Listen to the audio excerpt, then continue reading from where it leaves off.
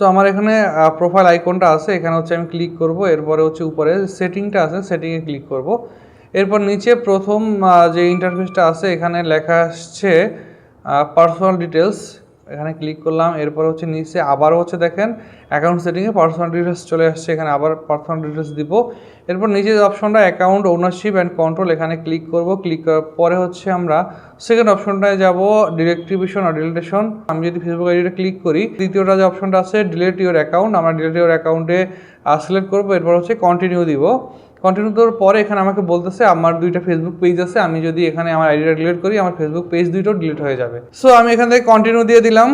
I spend 2 months time on Facebook, এরপর হচ্ছে continue দিয়ে দিলাম। এরপর হচ্ছে এখানে আপনাকে বলতেছে পার্মানেন্টলি ডিলিট অ্যাকাউন্ট, এখান থেকে কন্টিনিউতে ক্লিক করবেন। এখান থেকে আপনি ফেসবুকের পাসওয়ার্ডটা দিয়ে দিবেন, দেওয়ার পরে এখান থেকে কন্টিনিউ দিয়ে দিলে আপনার ফেসবুক অ্যাকাউন্টটা ডিলিট হয়ে যাবে।